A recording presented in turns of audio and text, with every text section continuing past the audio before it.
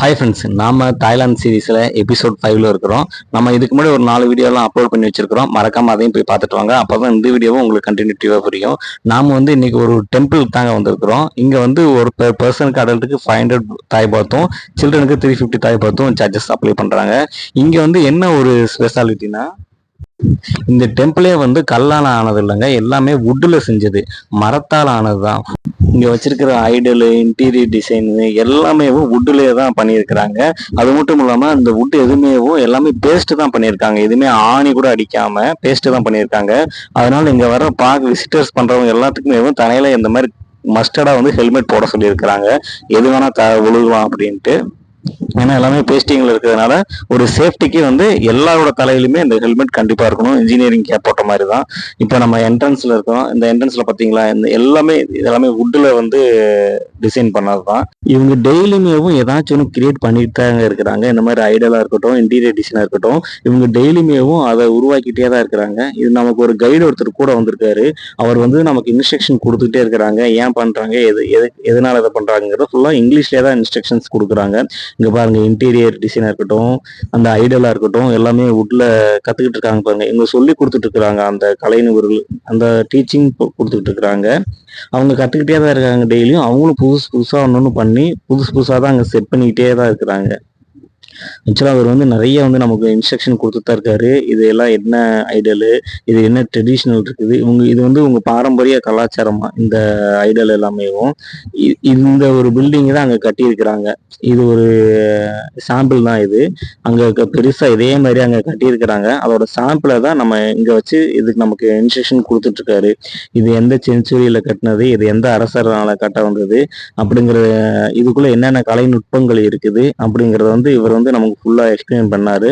பாதி நமக்கு புரிஞ்சது. ஏன்னா இங்கிலீஷ் தானே ஃபுல் அண்ட் ஃபுல் சொல்றாரு. சில இது புரிஞ்சது, பல இது புரியல.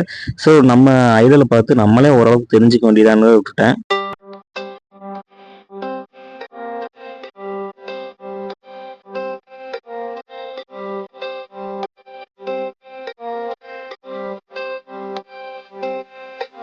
பார்க்கறதுக்கு எல்லாமே பிரம்மாண்டமா செஞ்சு வச்சிருக்காங்க. நம்ம அந்த சங்கர் படத்துல வர்ற பாட்டுல பிரம்மாண்டமா செஞ்சு வச்சிருப்பாங்க பாத்தீங்களா, அந்த மாதிரி வேலைப்பாடுகள் எல்லாமே நல்லா நுணுக்கமா சூப்பரா செஞ்சிருக்காங்க பாருங்க. இந்த மாதிரி நான் சிலையை நான் ஒரு இங்கிலீஷ் படத்துல பார்த்துருக்கிறேன். அது ரெஃபரன்ஸ் நான் ஒரு இங்கிலீஷ் மூவில தான் பார்த்துருக்கிறேன். பார்க்கறதுக்கு ரொம்ப நல்லாவும் கியூட்டாவும் இருக்குதுங்க. அந்த ஒரு வுட்லேயும் எவ்வளவு வேலைகள் செஞ்சிருக்காங்க பாருங்க. நம்ம சிற்பக்கலையில தமிழ்நாட்டுல தான் தேர்ச்சி பெற்றவங்க இருக்காங்க. அதே மாதிரி வுட்ல இங்க நல்லாவும் கை தேர்ந்த தேர்ச்சியாளர் இருக்கிறாங்கன்னு நினைக்கிறேன். சூப்பரா இருந்துச்சு பாக்குறதுக்கு. இங்க பாருங்க, ஐடல் எல்லாமே ஒரு சோல்ஃபுல்லா இருந்துச்சு, பாக்குறதுக்கு பீஸ்ஃபுல்லாவும் இருந்துச்சு. இங்க இது ஒரு மண்டபம் மாதிரிங்க. இதுக்குள்ளார இது ஒரு டெம்பிள் மாதிரியும் நம்ம வச்சுக்கலாம், இது மண்டபம் மாதிரி வச்சுக்கலாம். இதுக்குள்ளார நிறைய ஐடல் பண்ணி வச்சிருக்கிறாங்க வர்றவங்க எல்லாம் பாக்குறதுக்காக. ஆக்சுவலா இது ஃபுல்லுமே அவங்களுடைய ட்ரெடிஷ்னல், அவங்களுடைய பாரம்பரிய கலாச்சாரங்கள் இந்த மண்டபத்துக்குள்ள ஒரு மொத்தமா ஒரு 50 பேர் தான் போக முடியாதுன்ற ஒரு கணக்கு இருக்குது. ஏன்னா மொத்தம் ஜாஸ்தி போக முடியாது, 100 பேர்லாம் போக முடியாது. ஒரு 50 பேர் 60 பேர் அதிகபட்சம் போய்க்கலாம். ஒரு ஷிஃப்ட் கணக்கு மாதிரி தான். ஒரு ஷிஃப்ட் போனவங்க அதை பார்த்துட்டு வந்ததுக்கு அப்புறம் தான் நெக்ஸ்ட் ஷிஃப்ட் போக முடியும். ஏன்னா இங்க எல்லாமே பேஸ்டிங் தான். இங்க எதுவுமே நம்ம அந்த ஆணி வச்சு அடிக்காம எல்லாமே பேஸ்டிங்ல வச்சிருக்கிறாங்க. அதனால நல்லா இருந்துச்சு. சுத்திலுமேவும் இயற்கை நேச்சுரலாவும் நல்லா இருந்துச்சுங்க. ஒரு கடல் பக்கத்துல தான் இருக்குது. அவுட்டருமே பாக்குறதுக்கு எங்களுக்கு ரொம்ப பீஸ்ஃபுல்லாவும் அமைதியாகவும் இருந்துச்சு.